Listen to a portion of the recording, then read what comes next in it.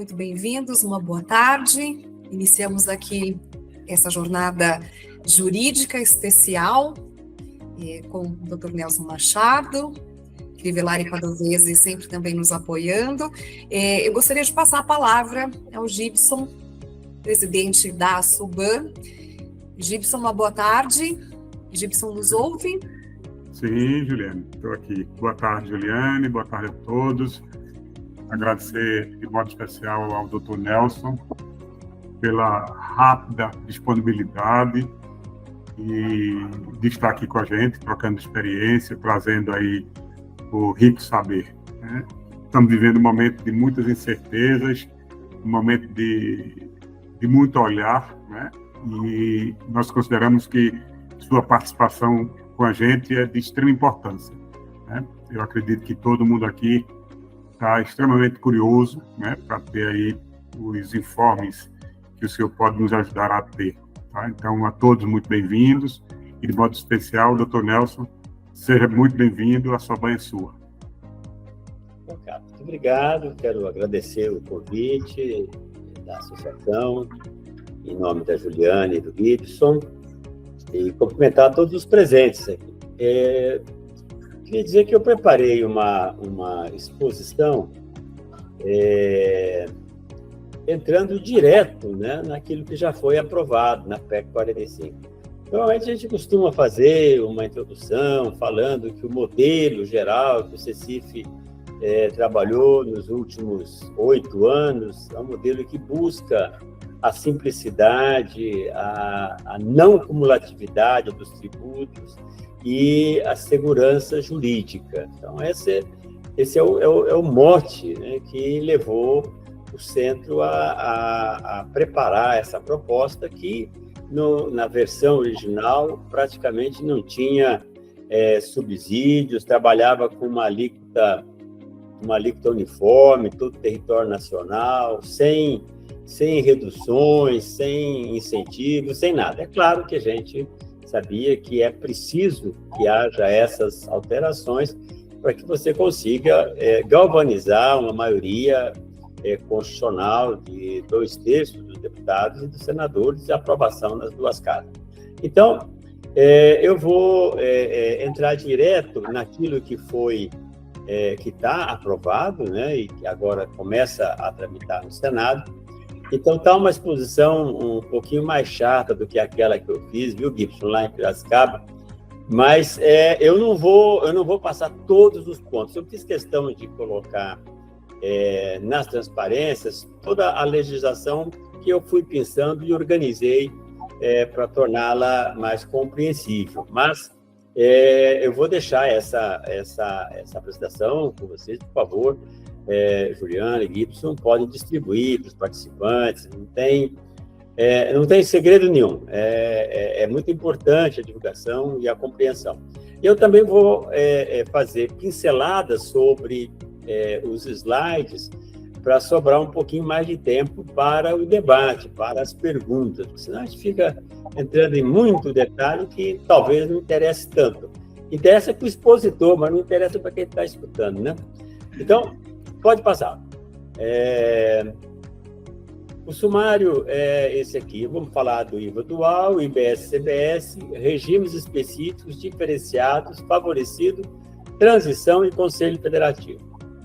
O primeiro item aqui, IVA dual, eu queria explicar um pouquinho o que é isso.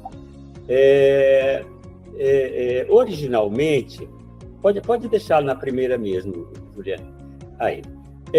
Originalmente, a proposta do Centro de Cidadania Fiscal era ter um IVA nacional, ou seja, um único imposto que substituísse os impostos federais, PIS e COFINS, que são contribuições, mas na realidade é um imposto, na verdade, substituir o ICMS estadual e substituir o ISS municipal, tudo em um único imposto.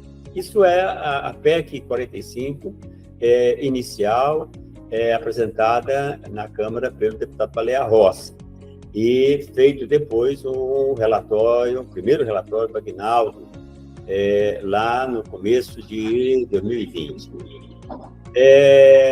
Depois houve uma discussão ela ficou em banho-maria na Câmara, houve uma discussão no Senado e surgiu uma nova proposta que era a PEC 110. A PEC 110, nós também trabalhamos muito com o relator, o senador Roberto Rocha, trabalhamos muito com a equipe dele, Camila, etc.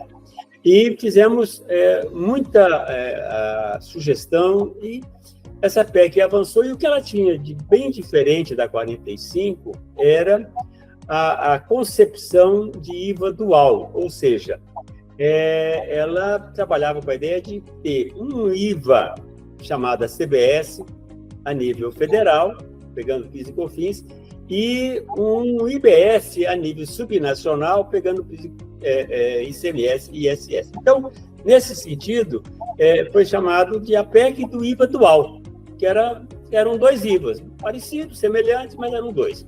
Um administrado pelo governo federal, o outro administrado pelo estados e municípios. Então, era a proposta individual.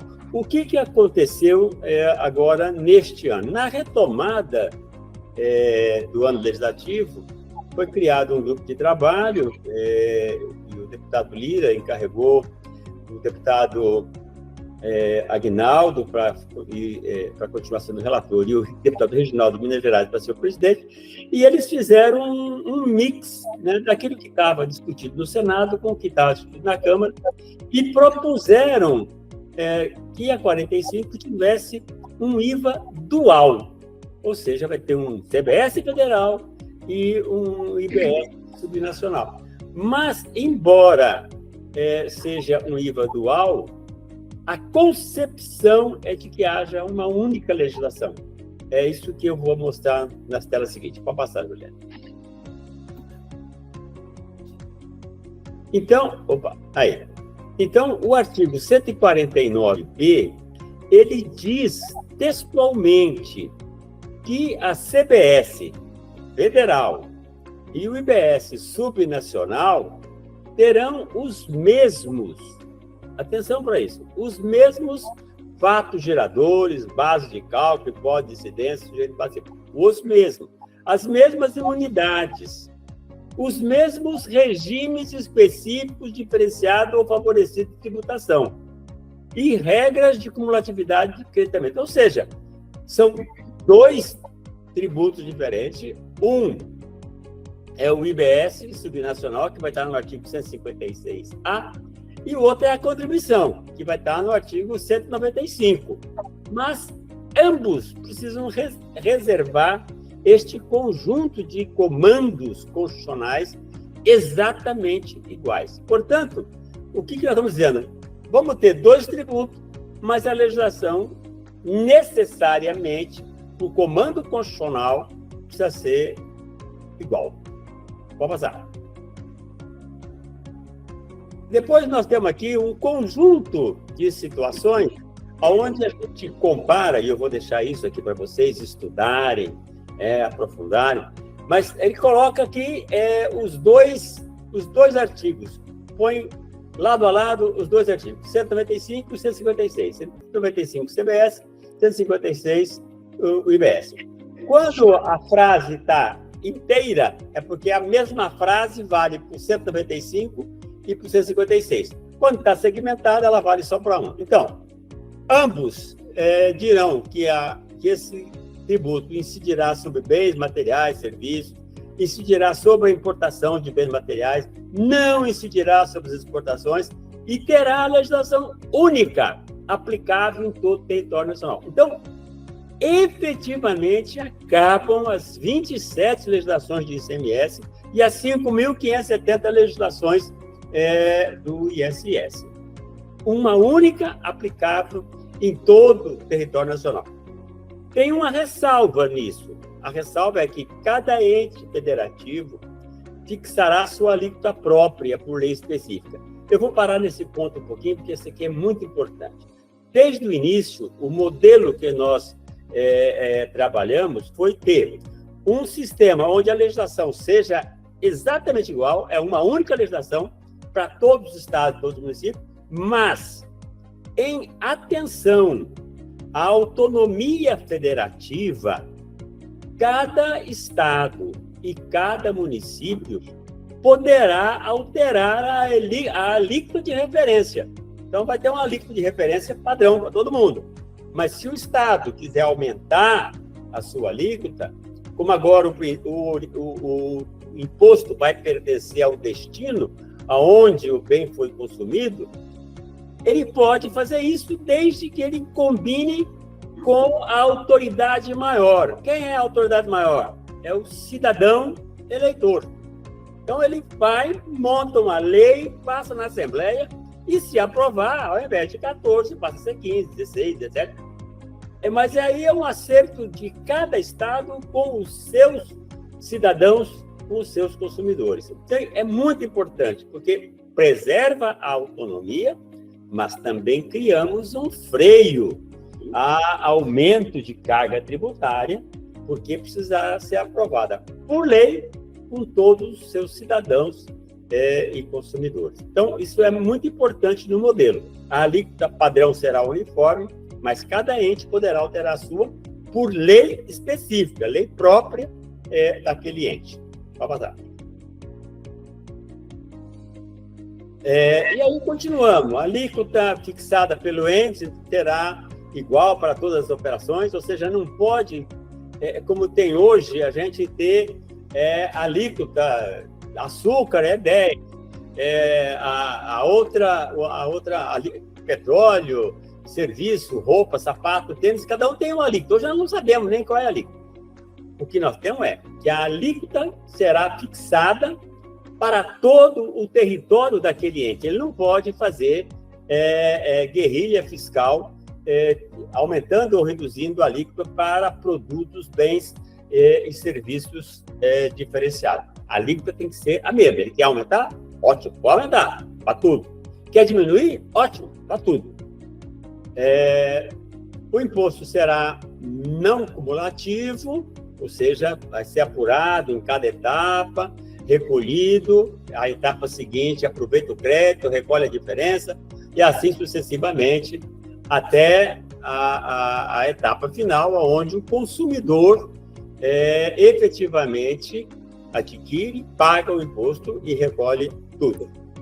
Bom, uma outra, tem vários itens aqui, mas eu não vou passar todos, porque senão realmente a gente cansa vocês. Mas eu quero só dizer que, está em amarelo, a resolução do Senado Federal fixará a alíquota de referência do imposto para cada esfera federativa. Ou seja, essa alíquota padrão, a alíquota de referência, será fixada pelo Senado.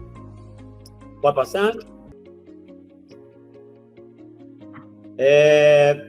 Vai ser definido por lei complementar todo o direcionamento. Então, para efeito de distribuição do produto da arrecadação, o Conselho Federativo, isso aqui, deixa eu explicar esse conceito aqui, que é muito importante. Nós vamos ter uma mudança disruptiva no modelo de arrecadação tributária. Hoje, a gente arrecada para cada município, ou arrecada para cada estado, ou arrecada para a União. No caso do IBS, a arrecadação será centralizada. A arrecadação será centralizada no Conselho Federativo, que é uma entidade que está sendo criada para administrar esse imposto. Então, a arrecadação vai ser centralizada. O dinheiro entra no Conselho, que opera como um banco. Ele recebe o dinheiro. E o que ele faz com o dinheiro que ele recebeu?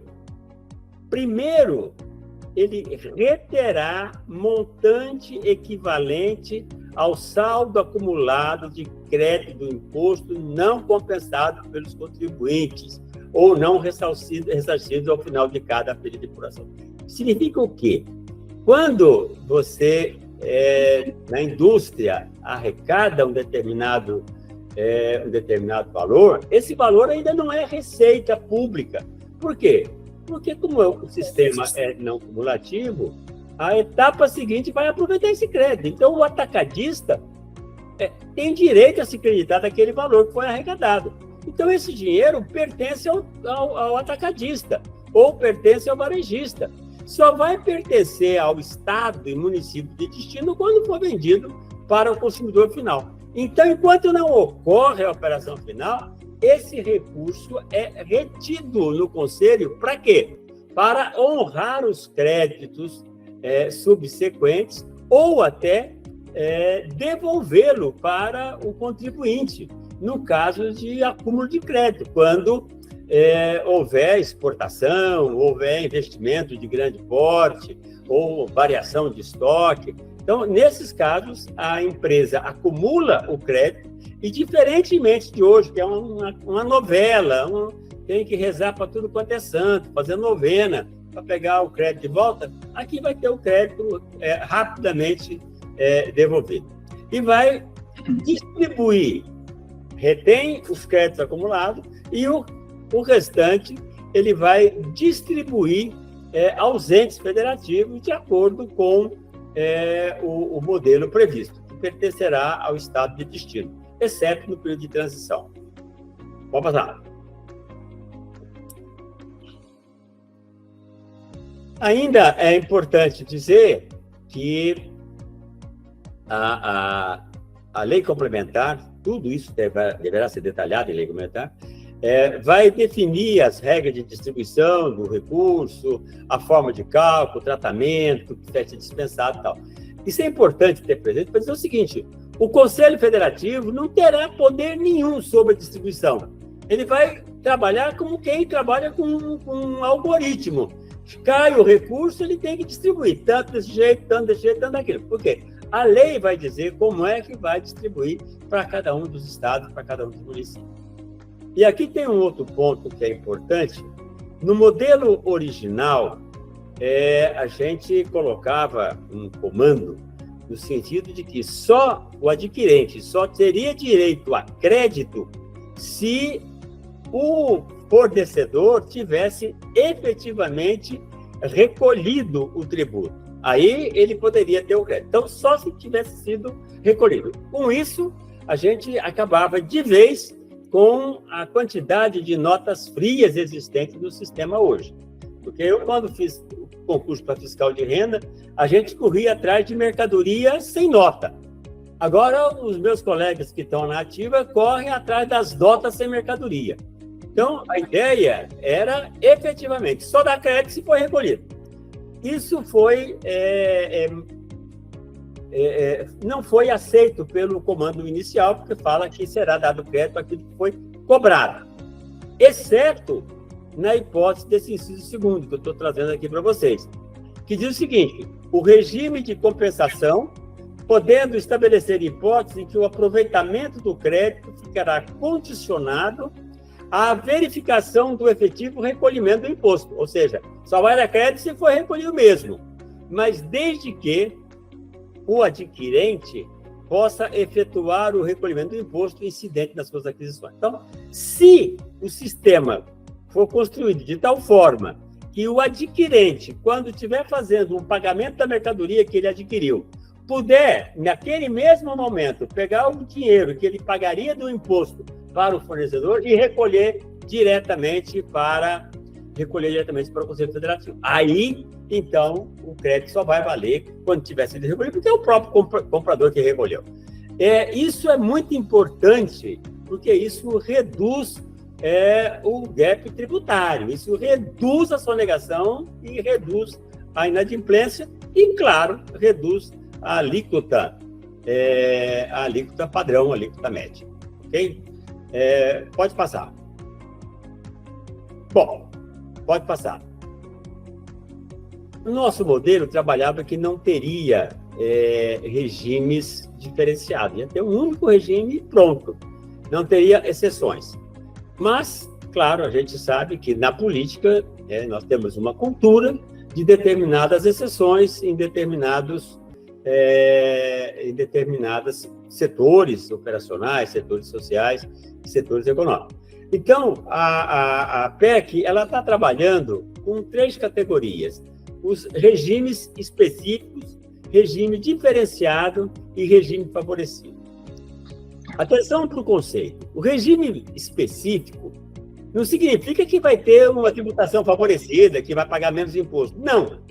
O regime específico quer dizer assim: está criando a possibilidade de ter modelos diferentes de apuração, dada a especificidade do negócio. Então, combustível lubrificante é um sistema complicadíssimo. Houve um período que a cobrança desse imposto deixou de ser feita diretamente, centralizadamente na Petrobras e passou a ser na distribuidora, etc. Nós tivemos um festival, uma catástrofe de liminares, pessoas montando distribuidora, tirando o petróleo da Petrobras sem pagar o imposto, vendendo sem pagar, 3 meses depois sumia e virava nada, ou seja, competição desleal no mercado. Foi uma coisa assim terrível. Então, é um setor que não pode imaginar que vai ser bonitinho, paga o valor na Petrobras, depois paga a diferença na distribuidora, depois paga a diferença do posto de gasolina, depois paga... Isso não vai funcionar. Então, é possível fazer modelos diferentes, não para pagar menos, para fazer modelos diferentes. Então, a questão de fazer o pagamento uma única vez, qualquer que seja a finalidade e tal, está previsto, ou seja, para ter uma monofasia nessa questão. Então, serviços, regimes específicos. Então, isso vale para combustíveis, vale para serviços financeiros, porque também não dá para apurar débito e crédito para todas as receitas do setor financeiro, porque você tem receita de serviço, mas você tem receita de spread e tal. Então, isso complica muito o modelo de apuração e vai ter que ter um trabalho específico para definir como é que vai calcular. Isso vale para a operação da administração pública também, sociedades cooperativas, e entrou aqui de última hora, que eu não sei bem qual é a razão, mas quem pôs deve saber, serviços de hotelaria, parque de diversão, etc. A ideia é que seja modelo de apuração diferente e não redução de carga tributária.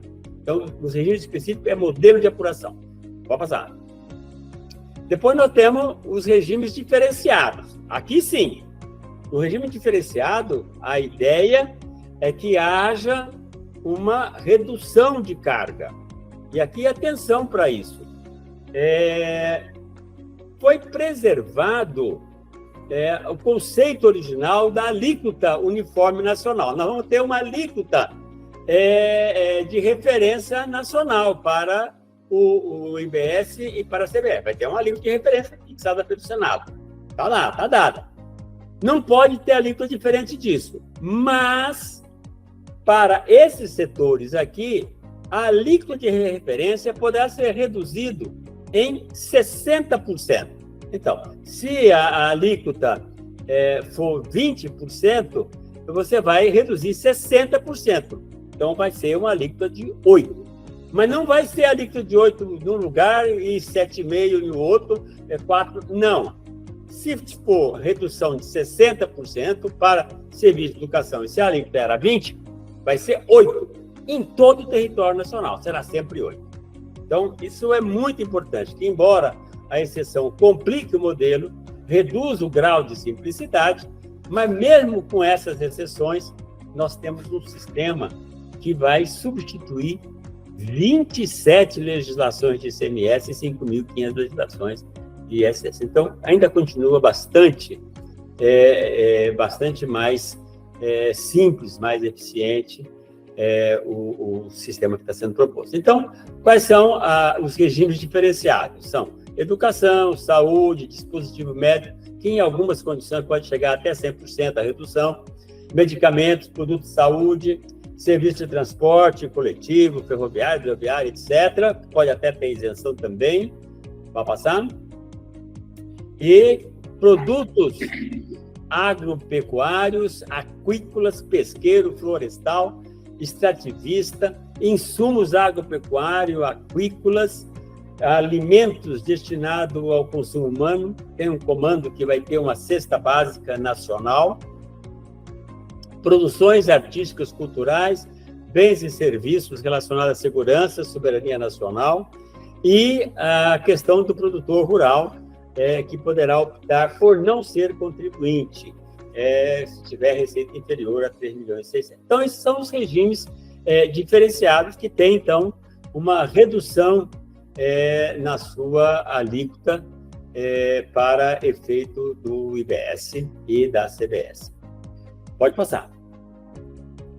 Agora, nós temos alguns regimes favorecidos. Então, nós temos o regime específico, é só método de cálculo, diferenciado, que é redução, e regime favorecido. Então, no regime favorecido, tem toda uma regra com redução, uma regra nova de apuração e recolhimento, e com redução de carga tributária, que é o simples. Eu não vou detalhar isso, pode passar.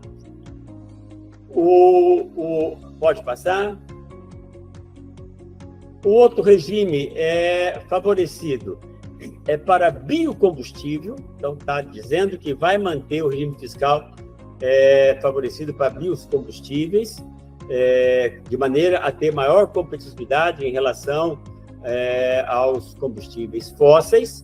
E tem ainda, pode passar, o terceiro regime favorecido, que é o regime da Zona Franca de Manaus. Eu também não está aqui, o artigo 92, caput parágrafo 1º, que detalha como será esse regime da Zona Franca. Pode passar? Pode passar. Transição.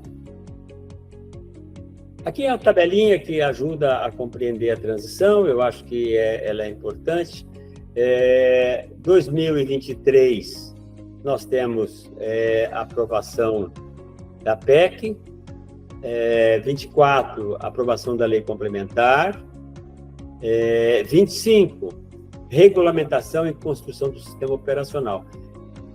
Meus queridos e minhas queridas, esse sistema vai exigir um sistema informatizado de grande porte que vai funcionar como um internet bank. Todas as empresas que recolhem o imposto vão se enxergar nesse sistema quando recolher o imposto, quando pedir de volta, quando emitir a sua nota fiscal, quando receber mercadoria e serviço com a nota fiscal que veio da outra etapa de comercialização e produção. Então, todos vão ter que acessar esse mesmo sistema. Igual hoje, a gente chega de manhã na empresa, a primeira coisa que faz, abre o sistema bancário e verifica o saldo da conta. O que caiu à noite, o que está programado para pagar, etc. Você trabalha com a tela do seu computador, o financeiro sabe do que eu estou falando. Ele trabalha com a conta do banco aberta, para saber o que está acontecendo, o que vai acontecer, e quais são as previsões. A mesma coisa vai precisar ser esse sistema. Esse sistema vai ter que ter essa mesma funcionalidade de banco. Vai ter que receber, vai ter que pagar, vai ter que distribuir o recurso, vai ter que guardar, e assim sucessivamente. E dar as informações todas as informações serão absolutamente transparentes para o destinatário da informação. Claro, ninguém acessa a conta bancária do vizinho, mas você acessa a sua conta bancária. Então, é fundamental, nesse 2025, a construção desse sistema. 2026, nós temos a primeira alíquota de teste, 0,9% para a CBS e 0,01%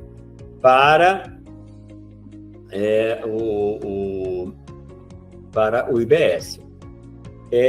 Isso aqui, ele tem o objetivo de verificar quanto que essa nova base tributária, esse novo modelo impositivo, quanto que ele potencialmente arrecada.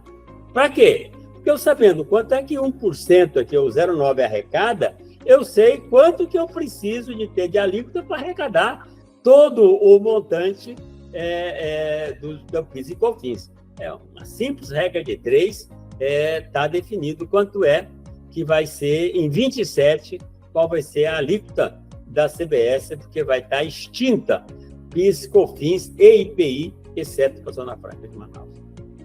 A mesma coisa do lado do IBS, só que o lado do IBS tem um pouquinho mais de tempo para teste.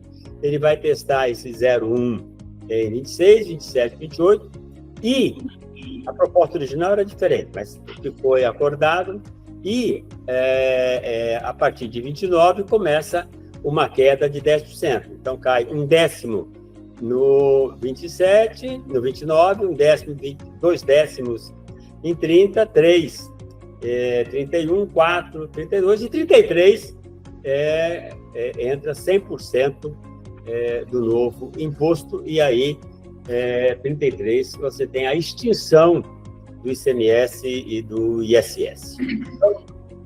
Então, esse é o modelo de transição que está estabelecido, descrito no artigo 124 até o 132. Pode passar, Juliana. Bom, aqui é um gráfico que mostra exatamente o que nós colocamos ali. A linha do ICMS em ocre mostra que ali em 28, 29 ele começa a cair, vai caindo lentamente, 10% ao ano, e depois em 32 ele cai de uma vez, em 33 ele já está zero. Mesma coisa vale para o ISS. O PIS/COFINS, ele cai direto já em 27, ele já vai a zero, e a CBS começa a crescer em 26 e se mantém dali para frente. Então, isso aqui dá uma visão do modelo de transição. Pode passar. Aqui é importante ter presente, então, que aquela transição que eu acabei de falar é a transição para as empresas, para a sociedade. É a transição que reorganiza o peso da carga tributária e, portanto, reorganiza os preços relativos. Hoje, você tem determinados preços que estão fortemente impactados pelo imposto do ICMS, ou do IPI, ou do ISS, e assim por diante. Você tem energia elétrica, que na maioria dos estados a alíquota está em 25%, 30%. Comunicação é uma coisa. Então, você tem alíquotas muito elevadas que vão cair para o padrão. Você tem setores que têm alíquotas reduzidas por incentivo, redução de base de cálculo, etc., etc., que seguramente vão subir. Então, os preços relativos necessariamente vão mudar. Haverá aspectos que serão reduzidos, os preços, e haverá alguns que serão aumentados. Claro, tudo muito dependendo da elasticidade de preço, dependendo da economia, da competitividade do setor e assim por diante. Mas vejam que nós teremos 10 anos praticamente aí, daqui, nós estamos em 23, até 33, nós temos 10 anos aí para ir mexendo devagarzinho esse negócio. Agora, essa é a transição para a sociedade e para as empresas. Agora, tem uma outra mudança muito grande que sempre impediu o avanço da reforma tributária, que é a distribuição do recurso. Porque hoje o recurso fica no Estado, fortemente no Estado que produz, não no Estado onde é consumido. E esse modelo, ele propõe e trabalha com a ideia de que o recurso deve pertencer ao Estado ou município onde ocorreu o consumo. Então, isso faria uma mudança muito grande, tendo, claro, estados que vão ganhar com isso e estados que vão perder com isso. A maioria dos estados, todos vão ganhar, porque com a mudança do sistema tributário, nós vamos ter um crescimento maior. Tal. Mas, independente disso, para garantir que os estados mantenham o seu poder arrecadatório, mantenham os seus compromissos orçamentários, nós criamos a transição que chamamos de federativa. E essa transição, então, segue a parte da transição das empresas e da sociedade. Segue completamente a parte. Isso só é possível por conta do Conselho Federativo, que o recurso é arrecadado centralizadamente e, nos primeiros 5 anos, de 2029 até 2034, como é que vai ser a repartição do recurso? Vai ser assim: o Conselho Federativo retém 90% do que foi arrecadado e que é receita, ou seja, que não é crédito das empresas, não é crédito dos exportadores, é imposto arrecadado de receita mesmo. Então, retém 90% com base nas alíquotas de referência e vai distribuir aos estados e municípios conforme a participação que eles têm na arrecadação hoje. Esse hoje significa o período de observação de 2024 a 2028. Então, vai fazer uma média, olhar para essa participação e 90% da receita efetiva arrecadada será distribuída de acordo com esses 90%, com essa proporção. E o restante será distribuído pelo destino, mais o seguro de receita, que eu vou falar na tela seguinte. Então, esse é o primeiro modelo.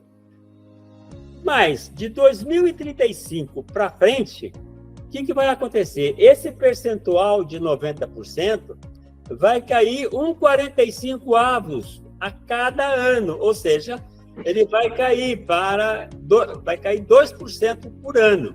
Então, vai ser uma retenção de 88, 86, até que em 79 retém só 2%, e em 77 retém 2%, e 78 já não retém mais nada. E aí vai estar tudo certo, eu garanto que não vai ter problema nenhum dali para frente, né? Qualquer coisa pode reclamar lá no escritório.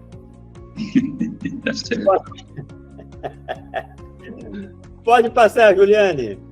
Bom, aqui é os 3% que eu falei, que daqueles 90 retém, 3 dos 10 pega 3 para o seguro receita, para distribuir para os estados ou municípios que fiquem com a proporção muito menor do que existente hoje, e o restante vai ser distribuído de acordo com o princípio do destino, ou seja, onde ocorreu efetivamente o consumo do bem ou do serviço, tanto no estado quanto no município.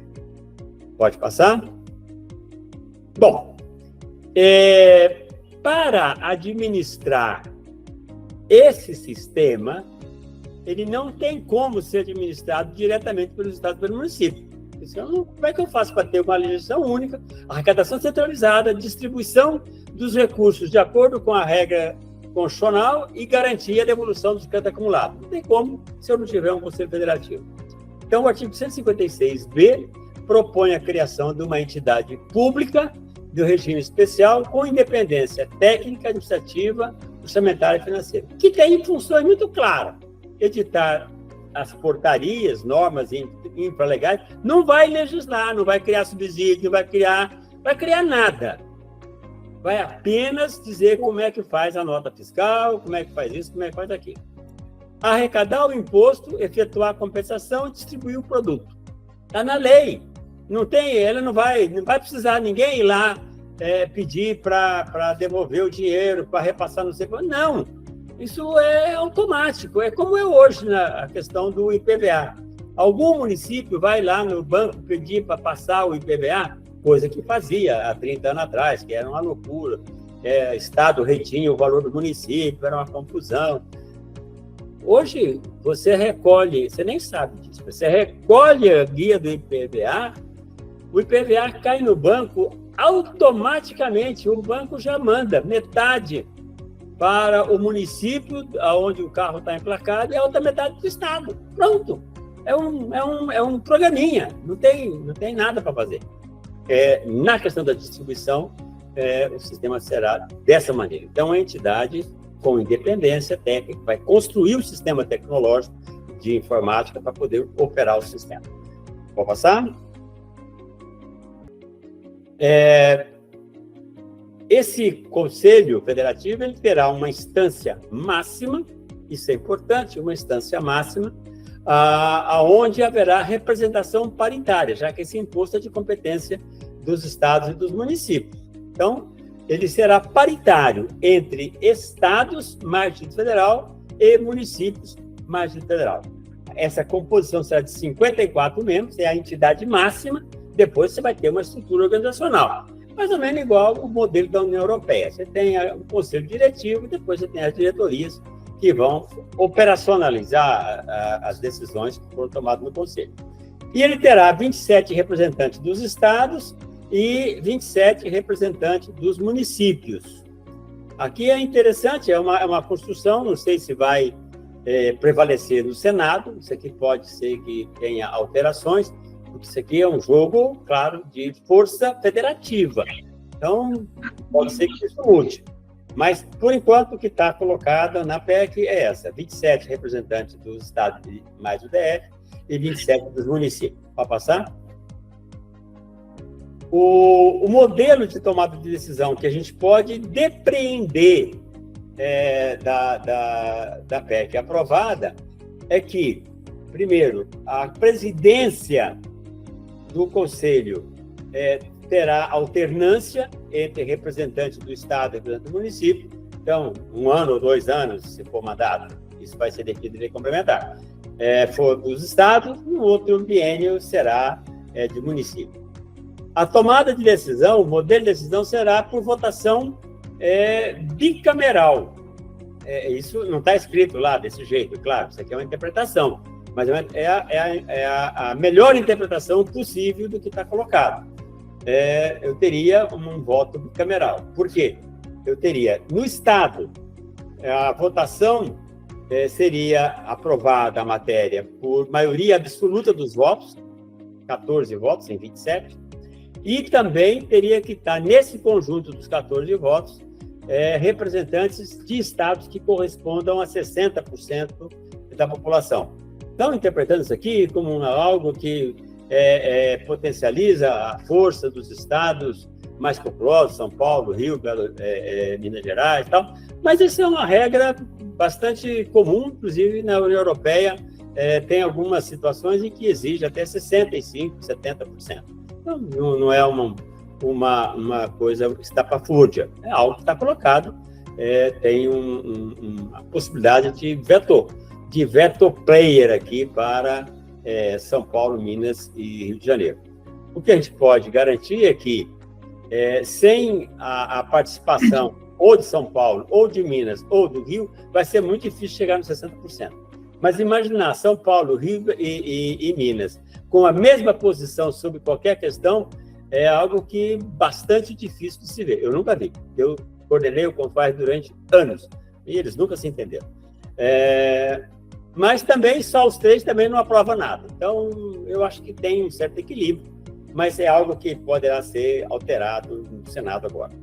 Pode passar? Aqui os graus da população, as percentagens, de acordo com o último censo, e mostra claramente aqui os estados mais populosos, somando aqui, no canto superior esquerdo, São Paulo tem 21,9% de participação da população, Minas tem 10%, Rio de Janeiro tem 7,9%, já dá 39,9%. Ainda não dá os 40%, precisaria de ter mais um estado para chegar nos 60%. Ou seja, é uma composição que, de alguma maneira, potencializa o poder, matiza, né, o poder de cada estado. Pode passar? Na questão dos municípios, é mais complicado um pouco o modelo, porque precisa ser eleito 27... Oi, que eu vou entrar agora numa reunião que eu tinha esquecido, né? Pode desligar o seu som, Aline. A ideia é que nós teremos uma eleição nacional onde nós estaremos votando para eleger 14 representantes com o voto paritário dos municípios, ou seja, Piracicaba, Bonifácio e Cabarabó da Serra terão o mesmo peso que São Paulo. Então, é um voto paritário. E 13 serão eleitos com voto proporcional à população. Então, São Paulo terá um peso maior do que Bonifácio e Piracicaba.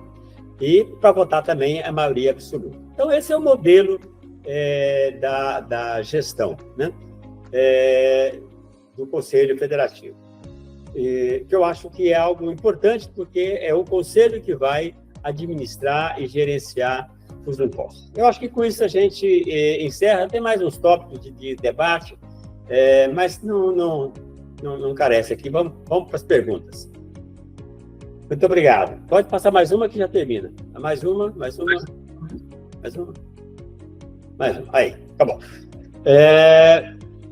Eu parei a transição porque o Conselho Federativo ele tem a importância dele no seu modelo de gestão. Os detalhes depois a gente pode discutir numa outra oportunidade. Eu me coloco aqui, então, à disposição para o debate, as perguntas. Fique à vontade. Boa tarde a todos, cumprimento cada participante, cumprimento também toda a diretoria da Soban, a pessoa aí do presidente Gibson Pereira, que está aqui presente.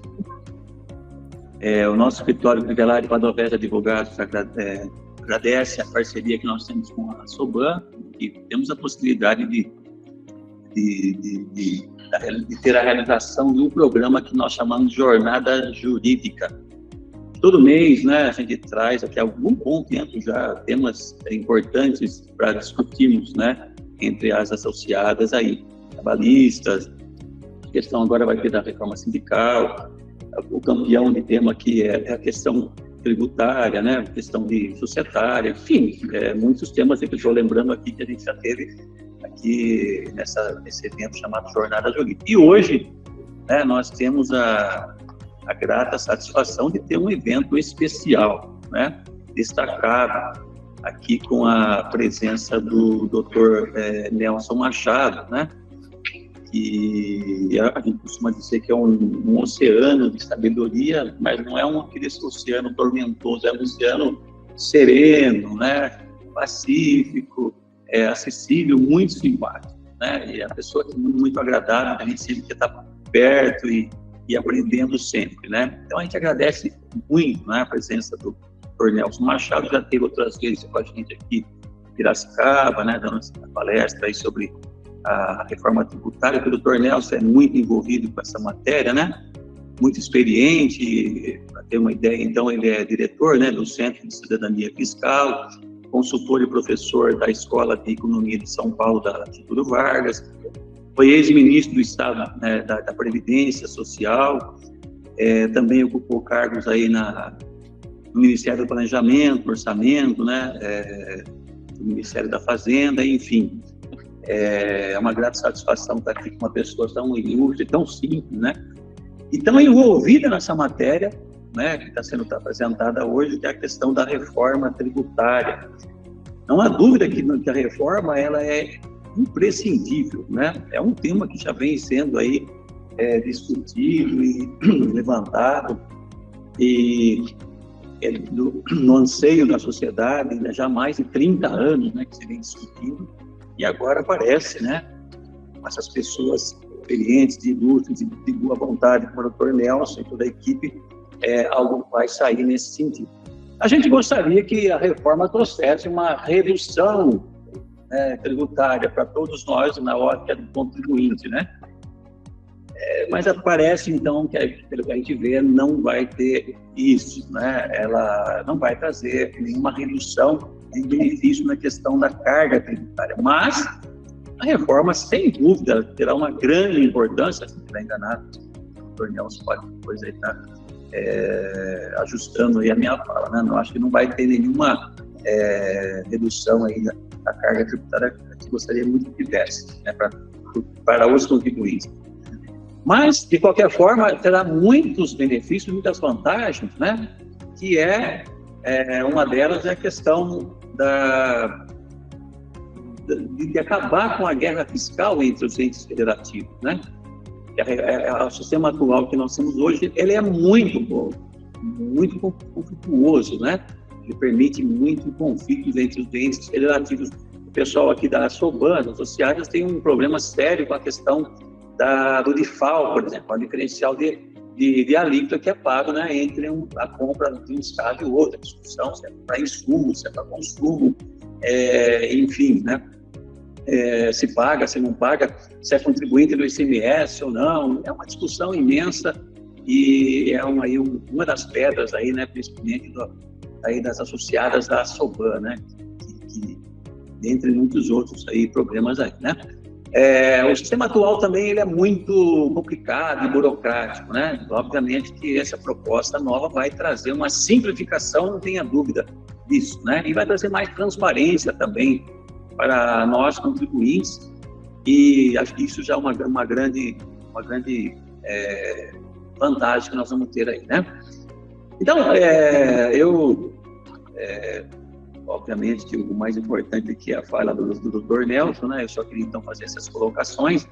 Eu vou passar aqui a palavra à doutora Letícia Sarto, que é a coordenadora do nosso departamento tributário, né? Para aí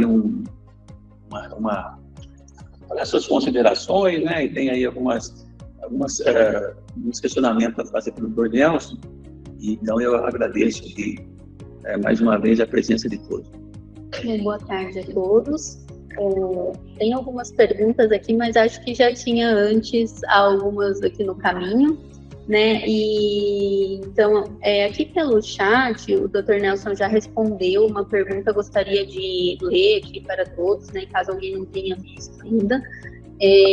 Foi perguntado se o IBS vai fazer parte da base de cálculo do CBS, né? O Dr. Nelson disse não, certo, Dr. Nelson? Então, não vai fazer parte da base de cálculo. Aí, o Celestino, ele gostaria também de fazer uma pergunta aqui, né, seu Celestino?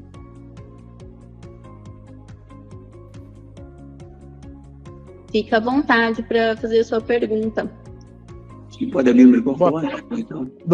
Doutor Nelson, boa tarde a todos participantes aí. Essa questão, o quesito de reforma tributária, no meu ver, vai facilitar a vida do contribuinte em questão de burocrático, simplificar. Mas o nosso segmento percebe-se uma preocupação. A reforma de pneus, regida pela Lei 116, de 1900 e bolinhas aí, 1940 e pouco, enfim. Ela no meu ver, está ultrapassada e muito. E assim, a gente não acompanhou nenhuma evolução no segmento. E quando se fala que alguns tributaristas têm comentado que a carga tributária do serviço, do prestador de serviço, irá aumentar, recai diretamente no reformador de pneus. Hoje, a nossa reformadora, as reformadoras, de um modo geral, uma indústria, mas regulamentado pela Lei 116. Eu queria saber a tua opinião específica da carga tributária de reforma de pneus. Há o risco de onerar? Não há? Há a gente pode, porque tem reformador que está usando a venda como produto. Outros usam 70%, 30%. Outros usam 100% daquilo que for produzido. E isso é preocupante, não ter uma regulamentação específica para... É confuso. O sistema tributário do país é muito confuso, muito complexo. Então, eu queria ouvir mais a tua opinião referente ao nosso segmento, quanto a essa carga tributária que pode vir onerar ou não. Obrigado pela oportunidade. Celestino, muito boa a sua pergunta. Muito boa mesmo. Eu vou responder em dois aspectos. Primeiro, a pergunta do Ademir na questão da carga tributária, se vai aumentar, vai diminuir, não vai? Veja, a proposição do nosso centro de estudo, o CECIF, foi de construir uma melhoria da qualidade do sistema tributário. Então, desde o começo, o nosso objetivo nós temos que melhorar a qualidade. E vamos manter a arrecadação existente.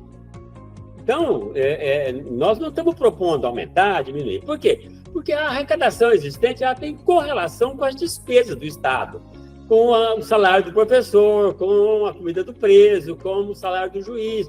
Então, você tem o Estado, você tem que compor esse negócio. Então, a nossa proposta foi, nós não vamos mexer com isso, vamos cuidar da qualidade do sistema. Então, a arrecadação, em princípio, será a mesma. Por isso, a proposta de que a alíquota de referência será aquela que repõe a arrecadação existente hoje. Então, isso em termos gerais. Então, no geral, a carga é a mesma. Mas é claro que a carga relativa entre as pessoas vai mudar, evidente. É mais ou menos igual quando você vai uma turma no boteco e pede chopp, todo mundo bebe, aí um escapa, o outro vai para cá, o outro não vai, o outro vai no banheiro, a hora que chega a conta tem meia dúzia para pagar, aí fica caro o boteco, né? Então, no sistema tributário acontece a mesma coisa, cada um paga de um jeito, então vai mudar, vai estar mais claro quem paga mais e quem paga menos, isso é uma ponta. Com relação à pergunta específica do Celestino, a sua pergunta não é uma pergunta para palestra, é uma pergunta para consultoria. Você tem que contratar um camarada, ele vai sentar aí, vai estudar o teu setor, e aí ele vai pensar todas as questões e, quem sabe, ele até pode se aproximar da carga que vocês trabalham. Mas o que eu posso te garantir, enquanto palestrante, é o seguinte. Primeiro, o que acontece hoje é que, no seu setor, vocês têm competição desleal, por má fé, ou por ignorância, ou por desconhecimento. Porque, como você bem disse, um usa 70%, um trabalha com sucata, outro... Enfim, cada um trabalha de um jeito, porque também cada estado entende de um jeito. Não é um privilégio seu entender diferente do outro. O cara de Minas entende diferente do cara da Bahia. Não tem como, a lei é outra. Mesmo que tenha essa lei 116 que eu não conheço, mas a legislação do ICMS, a legislação do ISS, varia. Então, não tem efetivamente como saber esse negócio. O que eu posso lhe garantir é que, a partir do momento da reforma, nós vamos ter uma única lei regendo tanto o imposto federal, a CBS, quanto o subnacional. E vai estar junto aquilo que era a competência do ISS com o que é a competência do ICMS. Então, não vai ter mais essa briga. Ah, não, isso aqui é serviço, eu pago só o ISS. O cara chega e fala, não, isso é indústria, você paga isso e mais o IPI também. Percebe? Então, nós vamos ter uma única legislação. E aí, sim, não é agora, mas no momento da discussão da lei complementar, vai ser preciso compreender muito bem qual é o seu modelo de negócio, e aí a associação tem que chamar os advogados ali, ó, para isso que tem advocacia empresarial, para perceber qual é o modelo, como é que apura, como é que se enquadra na Constituição, para vocês interferirem no processo de detalhamento da lei complementar. Mas é um trabalho muito importante que a associação precisa fazer. Doutor Nelson, tem uma pergunta aqui também no chat do Itarubã. Qual a estimativa de alíquota CBS e do IBS? Se já teria essa estimativa? Opa! Saiu ontem, tá fresquinho. Verdade. Veja, é uma discussão interessante, porque todo mundo pergunta, mas qual vai ser a alíquota? Não tem uma alíquota ex ante, né? A alíquota vai ser conhecida no final do processo, porque o modelo de cálculo da alíquota de referência é aquela que repõe a arrecadação existente. Então, você vai fazendo ano a ano, vai aumentando a alíquota do IBS para repor 10%, 20%, até 100%. Então, só vai saber exatamente qual é a alíquota em 33. 33 eu posso garantir. Mas tem técnicos, economistas, que têm feito estimativas. E estimativas são previsões. E aquela história do português. Falou que ia chover e não choveu. Ele fala, não, mas era uma previsão. Previsão é previsão. Então, tinha várias previsões, vários teóricos aqui, técnicos, que tinham colocado. Seria 24, seria 25, tem cálculo de 26, 27, cálculo de 35, tem cálculo que eu estou lendo. Agora, ontem, o ministro Fernando Haddad entregou para o senador Braga uma tabela e um modelo de cálculo de como é que calcula a alíquota. Então, eles têm uma estimativa de uma alíquota que pode ser na base, né? Seria 20%, né? E considerando aquelas exceções, a redução de alíquota para aqueles 9 setores, você teria, reduz a alíquota para agropecuária, para cesta básica, isso, tá, vai reduzindo. Quando compõe todas as reduções, chega em 25,45. Então, ela varia. Se mantiver aqueles regimes diferenciados, a alíquota vai ser de não 20,73, mas vai ser 25,45, em torno de.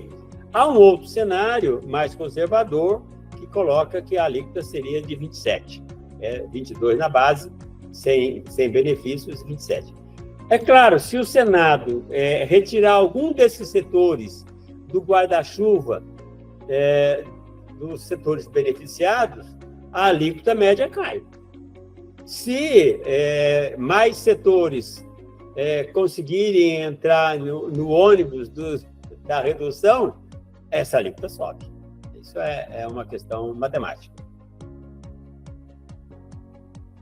Perfeito, doutor Nelson, muito obrigada, viu? O Alcemir fez uma consideração aqui no chat que a reforma tributária ela não reduzirá a carga, né? Porque para reduzir a carga é necessário reduzir também o gasto público. Corretíssimo raciocínio, não tenha dúvida.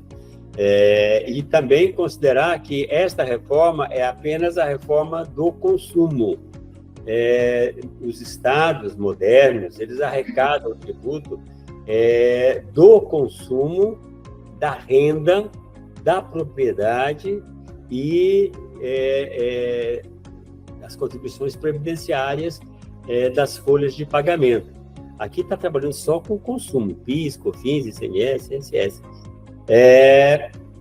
Espera-se que para o segundo semestre, lá para o final do segundo semestre, o governo federal apresente uma proposta de reforma da renda e da contribuição previdenciária.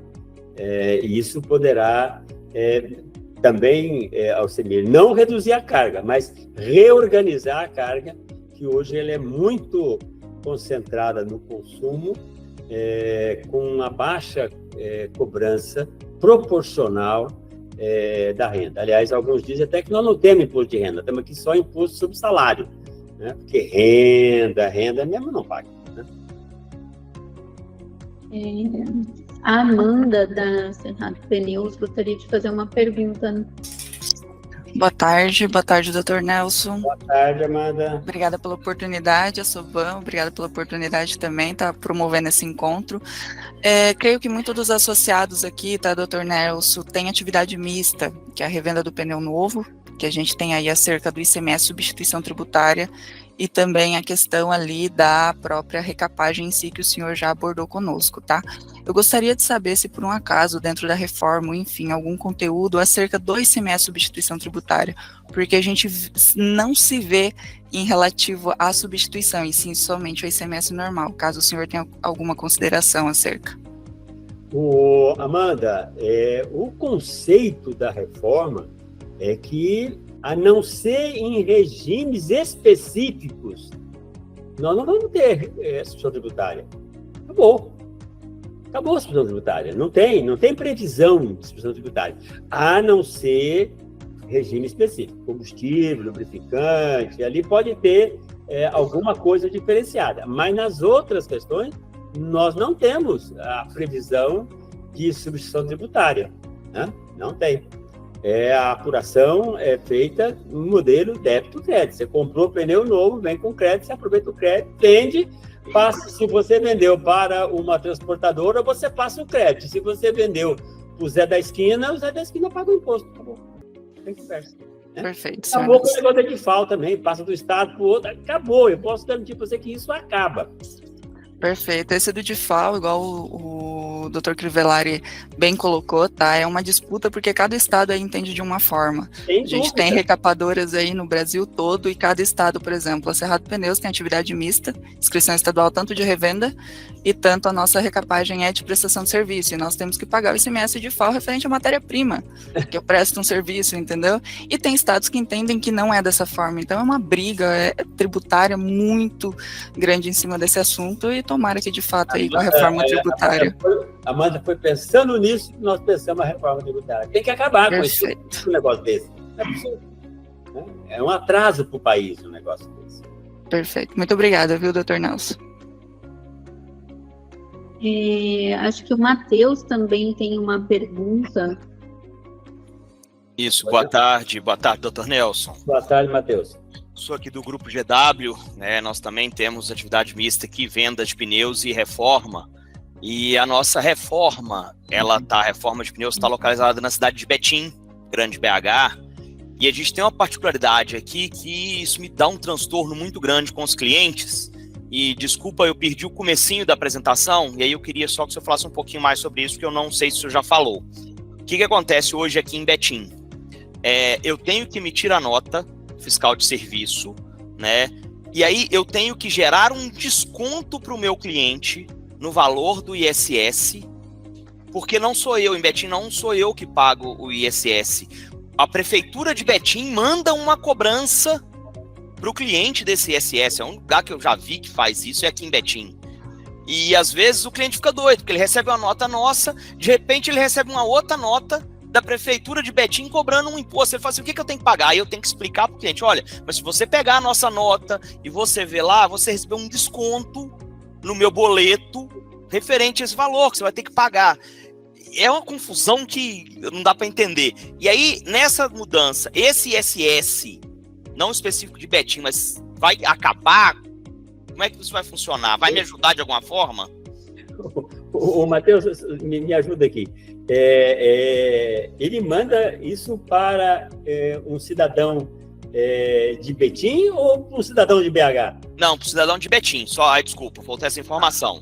Quando eu vendo para dentro do mesmo município, eu tenho que destacar e a prefeitura cobra desse cliente, que é um cliente meu. E quando você vende para Belo Horizonte, para BH? Aí não tem. Aí é normal e eu pago isso. A Aline está com a gente aqui, ela é do grupo e ela é da parte fiscal do grupo. Ela pode até me ajudar. Eu sou mais da parte comercial, é por isso que eu tô falando isso, me incomoda. Mas já é suficiente, já entendi. Ele está cobrando o imposto do cidadão, né? Do cidadão, do contribuinte do município dele. Sim. Menomar, eu pensei que ele estava cobrando de município de fora, aí eu ia achar um completo absurdo. Mas, Matheus, realmente, isso não é sui generis. É bom dar palestra porque a gente aprende as coisas. Eu nunca vi um negócio desse. Porque, normalmente, a técnica de administração tributária busca cobrar aonde concentra o imposto. Então, se eu sou da Prefeitura de Betim, eu quero receber dos empresários de Betim. É muito mais fácil eu cobrar 200 recapagens do Matheus do que cobrar um do Zé da Silva, do João das Couves, do Mané das Arruelas. Não faz nenhum sentido do ponto de vista da administração tributária um negócio desse. Também entendo dessa forma. Não, é realmente algo muito sui generis. É um absurdo total e completo.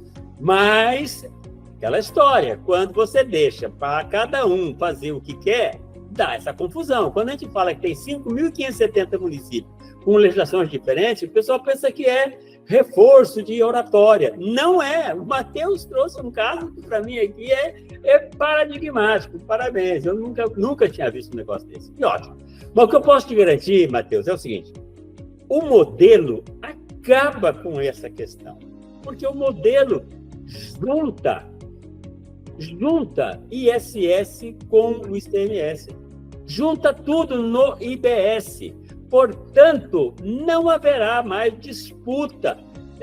Não essa que você falou, mas é que a Amanda e outros falaram. A disputa entre se aquilo aí está no campo do ICMS, se está no campo do ISS, se é industrialização, se é serviço prestado, que diabo que é esse negócio. Então, acaba essa fronteira porque você já junta os dois países. Você junta.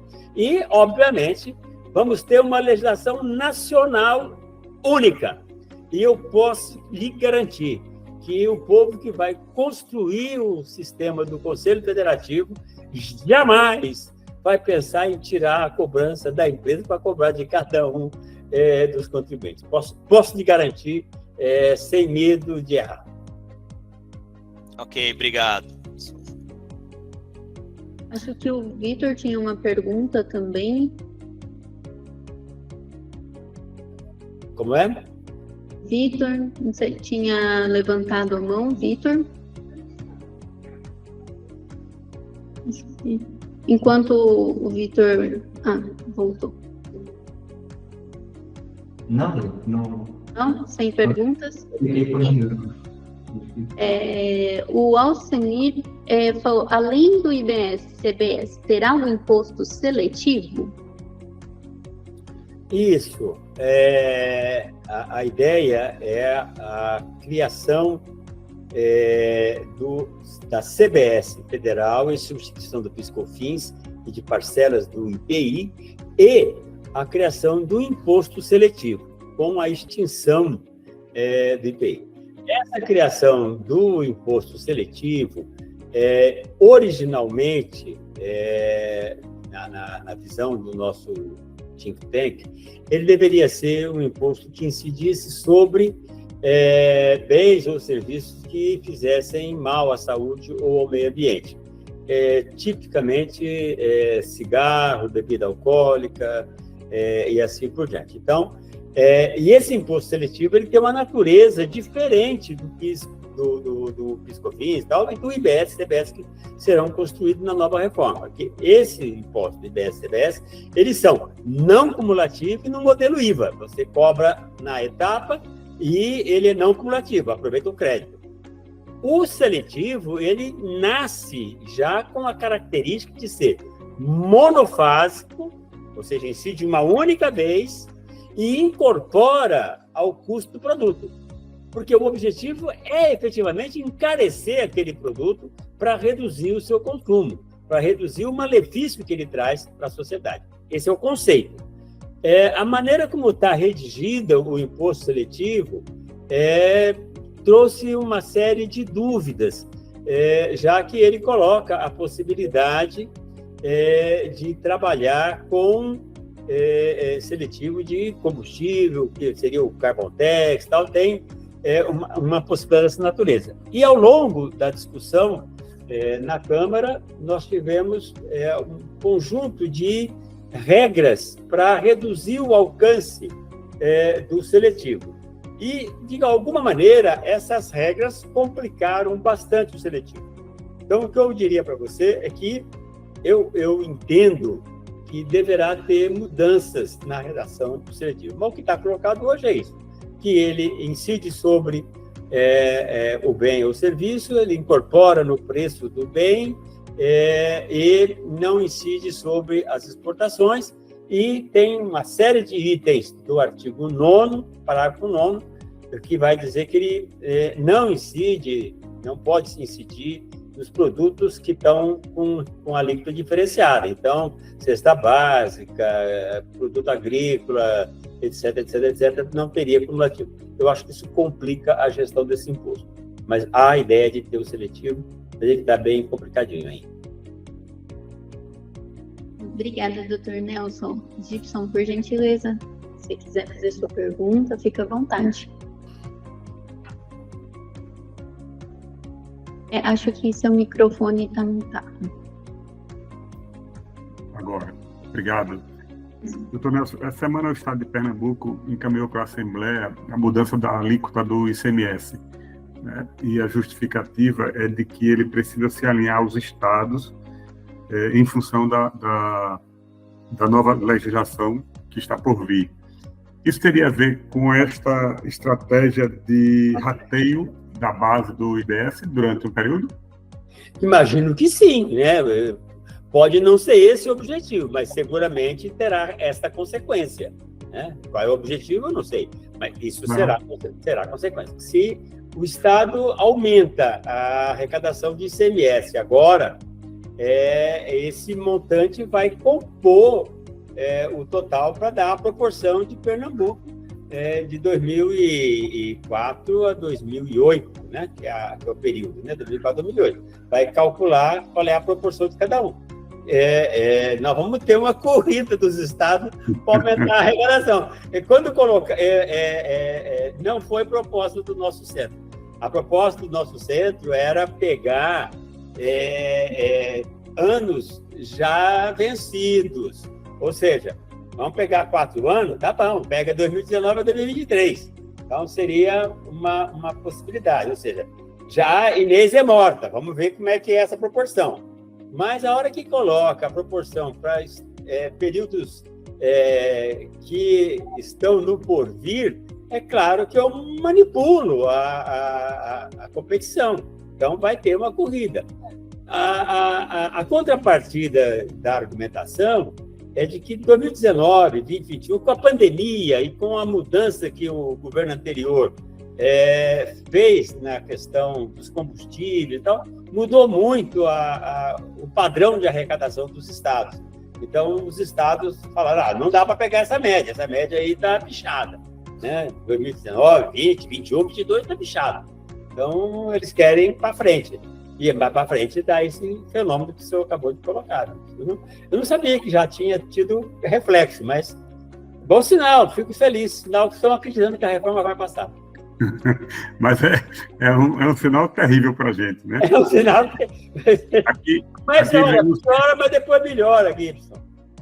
Aqui anunciaram a redução do IPVA, tá? E em contrapartida, o aumento do ICMS. Coisas distintas, né?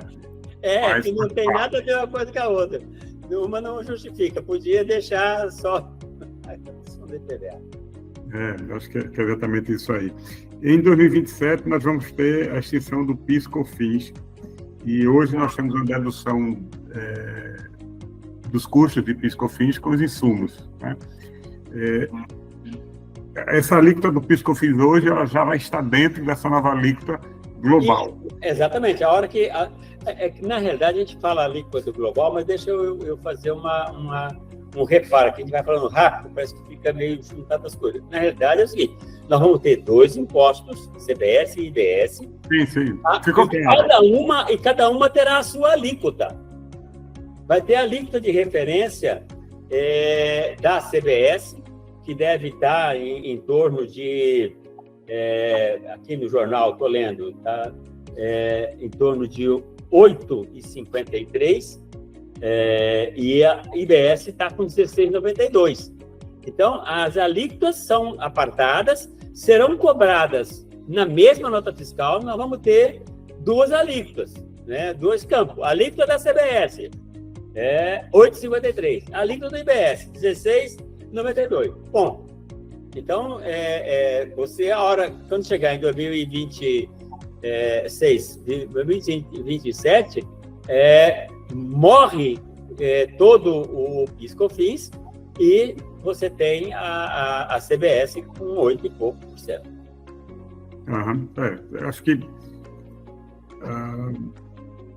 a visão que a gente tem é de que, de fato, o modelo vem simplificar, né, a arrecadação, e, de fato, vem.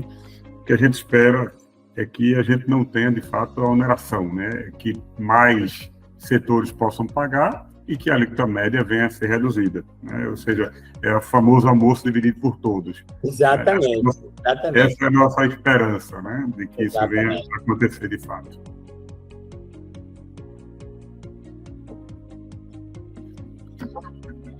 Acho que Pedro, fica à vontade para fazer sua pergunta. Boa tarde, seu Nelson. Olha só, fazer uma pergunta. Aqui no estado do Rio, em Barmança, a gente paga o ISS com um valor de 4%. Tem estados no Rio Grande do Sul, o reformador, ele divide essa nota. Ele pega a matéria-prima, que é banda, coxinha, tira de acabamento, cola, determina como produto, e a diferença de um valor de reforma ele bota como mão de obra. Com isso, ele vai pagar 50% de um valor de reforma. Vamos botar que uma reforma custa R$600, ele vai pagar 300 vai cobrar R$300 de serviço, vai pagar o 4% em cima de 300 e a diferença vai ser produto. Nessa lei nova, vai ser mais fácil fazer assim para pagar menos imposto ou vai continuar com a modalidade atual? Cobrando o ISS em cima de 100% de uma reforma de pneu, onde 50% não só é serviço e outro é produto. O Pedro, esse festival de criatividade tributária vai acabar, né? Vai acabar, não haverá possibilidade de acontecer esse tipo de coisa. Por quê?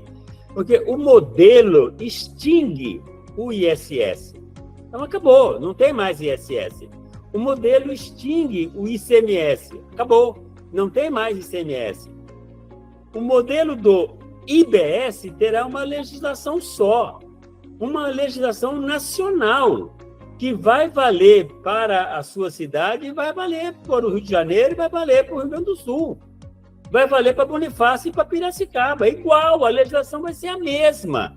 Não tem mais, acabou essa brincadeira de um dá direito a abater o produto, outro não dá direito a abater o produto. E isso que você está colocando vale para tudo quanto é setor. Você pega construção civil, para uns ele cobra o ISS, outro abate material, outro tira cimento, outro não pode tirar tinta, outro tira não sei o quê. Mas é uma loucura isso.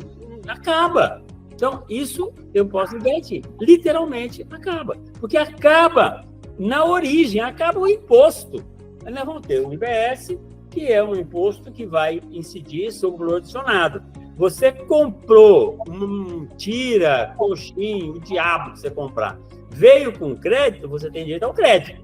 Você comprou o serviço, veio com crédito, tem direito ao crédito. Passou para frente, você recolhe a diferença e passa o crédito para o transportador, que vai usar o seu pneu, ou para a indústria, que vai usar o pneu. Enfim, é outra vida, é outro mundo.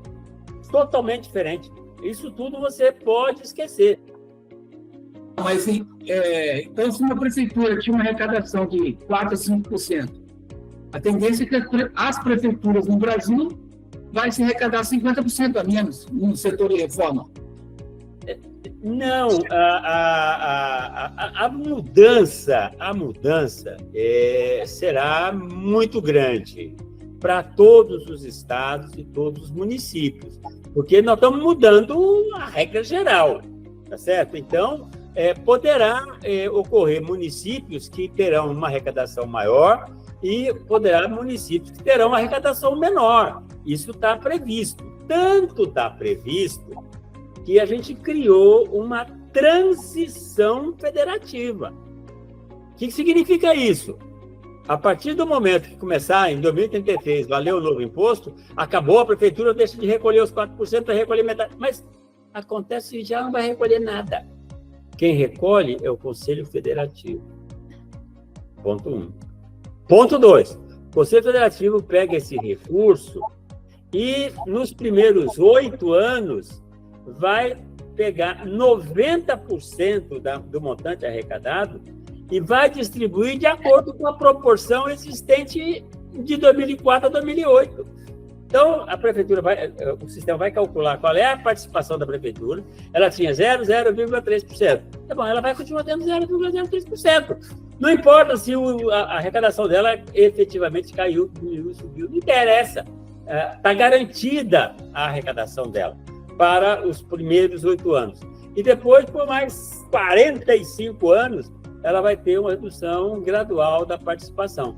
Até lá, o mundo mudou, né? Eu acho que o país cresceu, novos negócios surgiram, não vai ser esse pedacinho que vai dar problema para ele.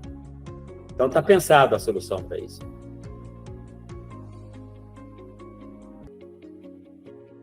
Muito obrigada, viu, doutor Nelson? Aproveitando aqui, também tenho uma pergunta. Dentro da cadeia vai ser a sistemática débitos e créditos. Isso. Então, a empresa ela vai se creditar. E quando ela vai fornecer para o consumidor final? Não teria, então, esses créditos, né? Quando ela vender para o consumidor final, ela vai recolher o imposto e o consumidor final paga tudo, né? Paga o preço do produto e o imposto, porque esse daqui é um imposto sobre o consumo. Na realidade, se ele funciona direitinho, a empresa não paga nada. Como diz o meu amigo Eurico, as empresas estão dentro de um clube VIP. É um clube que não paga imposto sobre o consumo.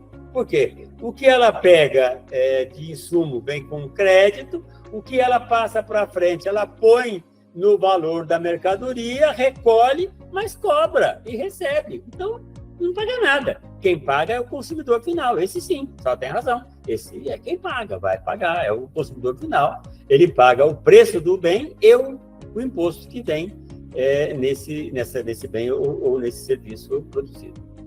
É verdade. Muito obrigada, viu, doutor? Acho que Matheus também. Uma pergunta interessante do Alcemi, se terá um sistema parecido com o SPED, fiscal e contribuições para apurar. O Alcemi, eu acho que não. No modelo que nós desenhamos, não terá SPED fiscal. Não terá SPED das contribuições. Não terá. Você sabe por quê? Porque não precisa. Não precisa. Veja, a alíquota é uniforme. Eu tenho a alíquota padrão e pode ter algumas ali reduzidas, ali com 60%. Mas não tem esse festival de maluquice que é hoje. Segundo, tudo dá crédito. Eu não vou discutir se é insumo ou não é insumo da crédito. Só o consumo pessoal do sócio dirigente que não dá crédito. Tudo dá crédito. Então, o que o sistema precisa é que a empresa comunique o fato. Qual é o fato? Vendi um pneu recapeado para fulano de tal, ao preço de tanto. Bom, acabou. É só isso que precisa informar. A partir dessa informação eletrônica, você tem um sistema, um tax bank, né? Para usar a palavra bonita aqui, é um tax bank. Você tem lá um tax bank que já recebeu a informação, emitiu a nota fiscal, já tem lá. Você é o emissor da nota, portanto, é o devedor do imposto. Você tem que pagar esse imposto. E já fica registrado o crédito desse imposto para o seu comprador. Então tá lá, você tem a dívida, o outro tem um crédito. Não pode usar, é um cheque condicionado, ainda não foi compensado. Ao dia que você pagar o imposto, ele registra que você pagou aquele imposto, já dá o crédito para o outro. Então, você vai ter isso tudo no sistema. Você não precisa fazer nada. O que você vai precisar fazer é query para puxar do sistema informatizado as informações que você precisa. Só isso. Não é mais nada. Se você tiver curiosidade, tem uma nota técnica do CECIF que explica como é que a gente imaginou que deveria ser o modelo. A gente chama de 4 cliques. Eu não lembro o nome, mas se você entrar no cecif.com.br, você vai encontrar lá um conjunto de notas técnicas. Numa das notas técnicas fala do modelo do Conselho Federativo. Você vai ver que tem um modelo que prescinde de SPED. Porque isso não precisa nem falar de obrigação acessória, porque não tem obrigação acessória. Tem uma obrigação principal, emitir a nota. Aí isso vai ser importante, emitir a nota. E pagar o imposto da nota, né? Só eu.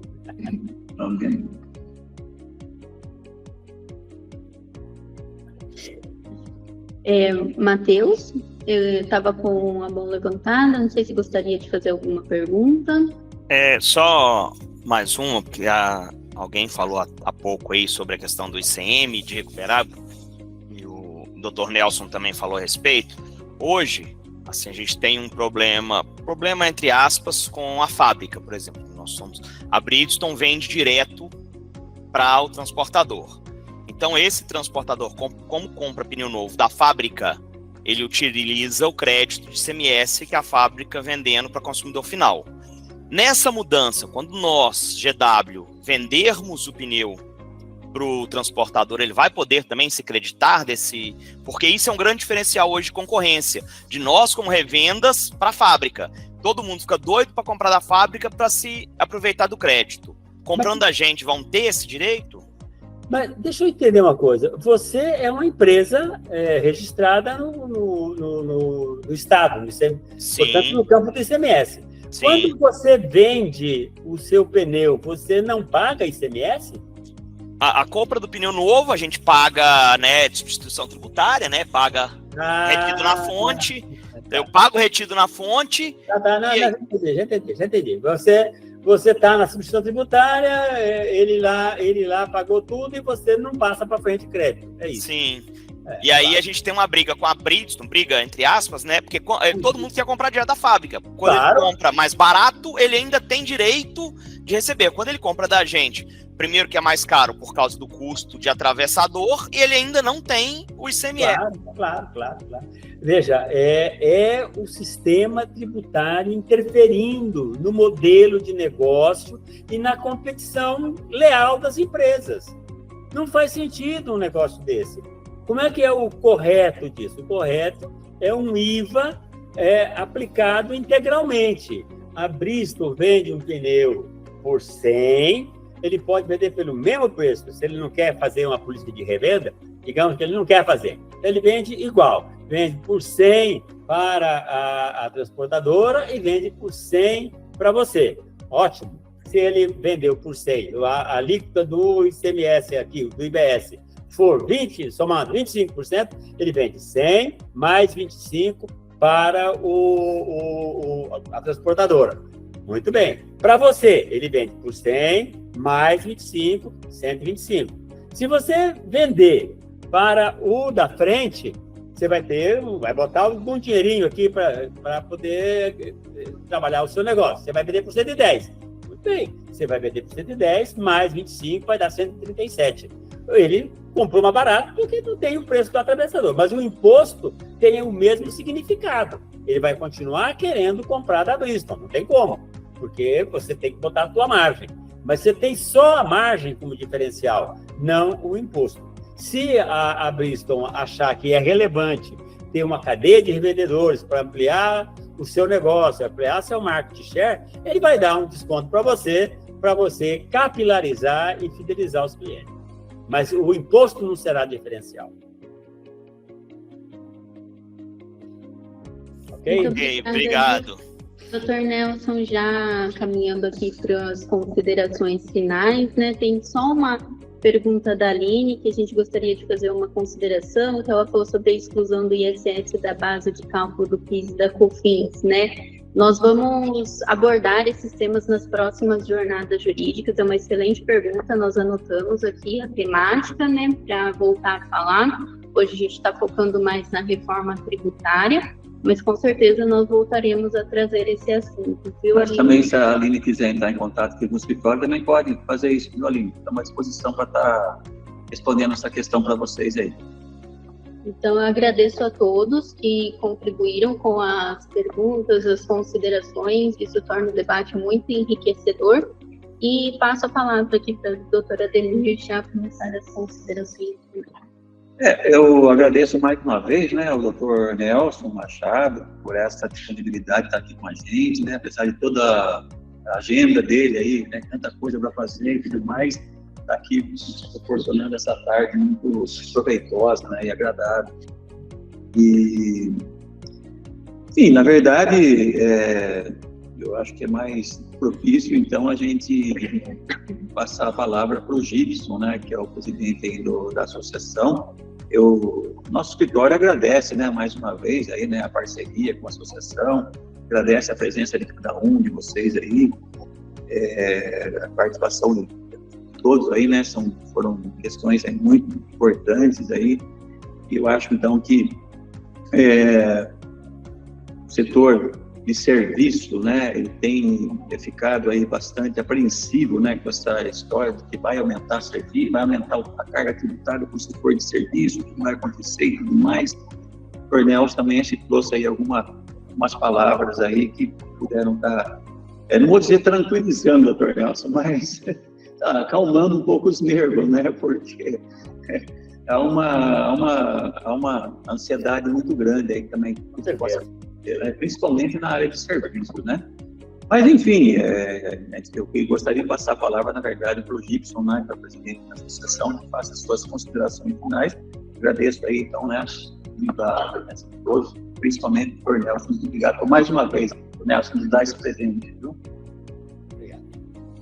Doutor Ademir e a equipe Crivellari, a gente quer agradecer a vocês pela parceria, né? Esse trabalho que a gente vem fazendo com vocês é de extrema importância para o setor, né, para as empresas associadas, as jornadas técnicas jurídicas, né, todas elas têm sido extremamente esclarecedoras e de modo especial por essa jornada especial, né, com o Dr. Nelson Machado aí, que conseguiu, acho que, tratar de um tema extremamente complexo com a simplicidade, né? Acho que isso é uma coisa que a gente precisa pontuar, a simplicidade com que o senhor tratou o tema aqui, desmistificando alguns pontos, né? Toda mudança, ela assusta, né? Essa mudança, ao menos, ela vem com a certeza da simplificação, né? E de que nós temos um tempo para preparar as empresas, né? Não é algo que se vota hoje e amanhã a gente vai estar aí sem um norte. Acho que a gente tem um tempo de preparação e, de modo especial, para os nossos associados, né? Agradecer a participação de vocês também. Na próxima semana, né, Juliana, a gente tem um outro encontro extremamente importante também, uma outra jornada que vem enriquecer e vem trazer para que a gente possa fazer com que essa nova etapa da Soban, essa etapa remota, né? E a gente sabe que na vida tudo tem seu lado, né? Positivo e negativo. E eu brinco dizendo que a pandemia, pelo menos, teve um lado positivo, né? Consegue juntar aqui de norte a sul todo mundo, né, em volta de um tema extremamente importante para os nossos negócios. Então, quero agradecer a todos os associados que estão presentes. E, doutor Nelson, a Soban lhe agradece assim, de coração, né, a sua jornada, o seu tempo com a gente, tá? Vamos nos encontrar. Okay? Obrigada, Gibson. Obrigada novamente, e Dr. Nelson, uma simpatia de pessoa, obrigada pelo tempo, pela atenção com a nossa rede, Dr. Ademir, todo o time da Crivellari novamente, e ficamos por aqui. Bom, qualquer dúvida, a Soban se coloca à disposição em todos os nossos canais de comunicação, e nos vemos então na próxima jornada jurídica em setembro. Ok, então eu queria agradecer o convite, é sempre um prazer poder participar com as associações. Isso, na realidade, faz parte do nosso trabalho, né? O Centro de Cidadania Fiscal é um centro de pensamento, nós temos um conselho diretor, diversas corporações que financiam o nosso trabalho, e além de formular, o nosso trabalho é formular e divulgar o pensamento e divulgar essas concepções para torná-la realidade. Estamos quase conseguindo, já está meio caminho andado, mas falta bastante, e eu acho que desmistificar a reforma, eu acho que é um trabalho relevante, e nesse sentido eu também agradeço a oportunidade de estar com vocês. Muito obrigado, uma boa tarde.